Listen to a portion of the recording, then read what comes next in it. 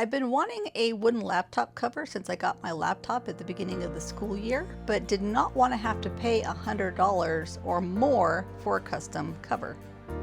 It's actually a pretty simple build, and I will show you how I did it. First, I started off with a cheap plastic cover from Amazon, and I'll put a link in the comments. It might not fit your laptop, but you'll get an idea of what I used. I took a walnut board that was about 13 inches wide and cut that down to size based on the size of the laptop cover. I wanted some wiggle room, so I made sure that the board was oversized. Since my board was about 3/4 inch thick, I needed to cut that down, trim it down, and resaw it to about 1/8 of an inch. I wasn't quite sure how thick I wanted it, but I wanted to make sure I had enough. Now, if you do not have a bandsaw, you can still do this. You can find veneer pieces online, like on Amazon and other lumber supply stores. I will also put some links in for those examples.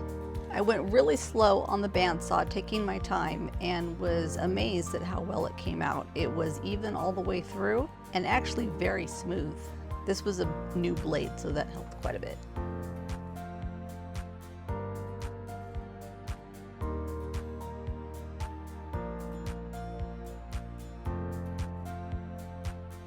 Now next up is the Shaper Trace. This thing is pretty cool. I got this when it was discounted, when it was pre-release, and what it does is that you can take a picture of whatever object that you have, and it will trace the exact outline of that object, so you can make a file in order to be able to cut it out with another tool, either with the actual Shaper Origin, which I do not have, or with the CNC. So what I'm doing here is trying to find the center of each of the wood and the case in the laptop, trying to figure out where on earth I'm supposed to put the apple, because I want to cut the apple out so I can see it through the wood and to the laptop. Like I said, this is the first time I've done this. It came out pretty close. It wasn't perfect, but I'll be able to improve it a little bit next time. You would think that that apple would be exactly in the middle, but it's not. Now, you do not need to have a CNC or a laser to do this project. You can make your cover in almost any way that you wish. You can glue it up, glue pieces up just like you were a cutting board, or do different patterns or stripes or however you want it. You don't have to have a laser to laser in a design. You can still make it beautiful.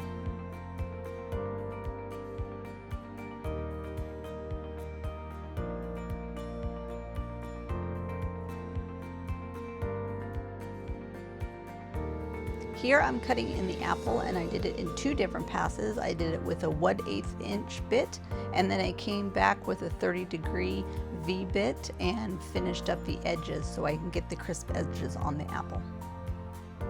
Now, I know some of the CNC people are having a heart attack about the deflection in the board, but it's not something I'm worried about right now. I'm not doing 3D carving. I just need to make a hole in this.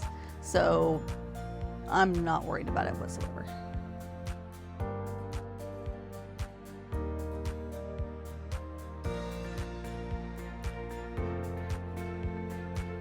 Next up, I have temporarily taped the cover to the board, and I'm trimming it down with the table saw. I want to make sure that when I use the router table that there's not a lot that I'm going to take off at once. I don't want any big chip outs or any breaks, so I wanted to get it as close to the actual size that it's going to be as I can.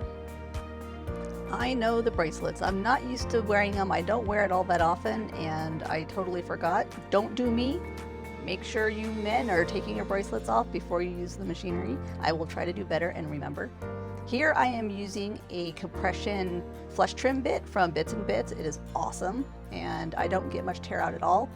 One tip is that if you do the end grain first and then do the side grain, you are much less likely to get any tear out. If you do get tear out on the end grain, then when you wrap around to the side grain, that will disappear because it will stay with the grain of the wood. Did you see that bit move? Always listen to your equipment and always watch your bits.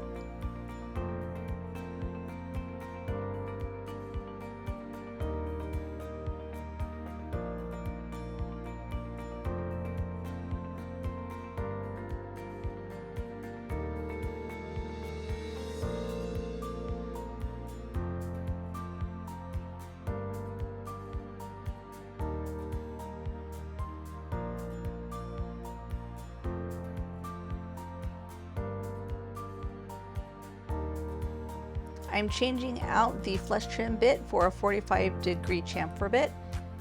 I know a lot of people like roundovers, but I am a chamfer kind of gal. I just really like my chamfers. I wanted to make sure it felt nice and smooth when I was using the laptop and wanted to ease those edges.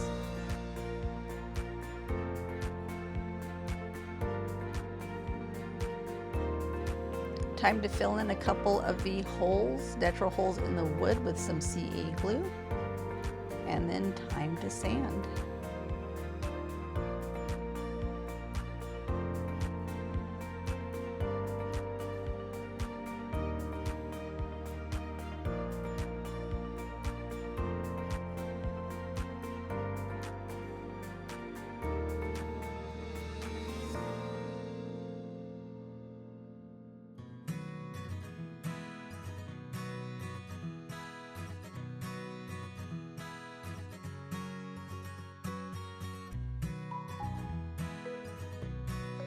I got so excited to see the pretty grain and then realized I hadn't done the laser etching yet, and it does not work well when it's oiled.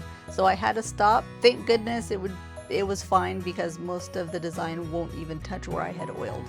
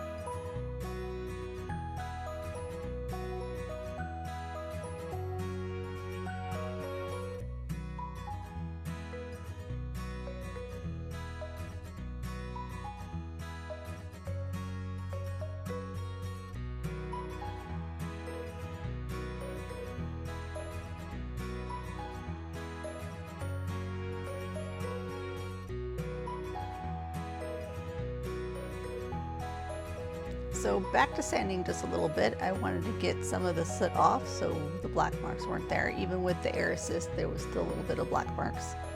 My youngest daughter came in to help with the oiling. She likes to get in there too with me and help out.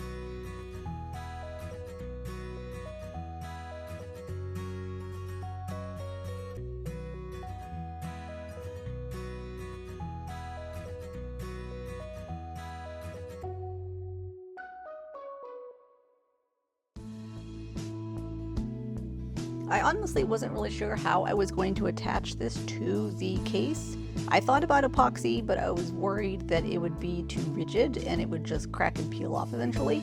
I tried this double stick tape and it did work for a while, but after about a day it started to lift up because the wood is thin and it's curling. I also only oiled one side of it, and that does not help with the warping of the wood. So what I did was later on the next day, I peeled all of this off and I put on a different type of tape. It's called FastCape speed tape, and it's been working wonderfully. You can also try using contact cement, and that might actually work really well too. This is a trick I learned card making. Put your objects up against a right angle, and then you can line them up perfectly without having to worry about things being skewed. And there we go, it's all done. It looks wonderful, I love it, and I'll get to show it off later and enjoy my laptop. I hope you guys enjoyed the video and learned how you can make your own. Please like and subscribe.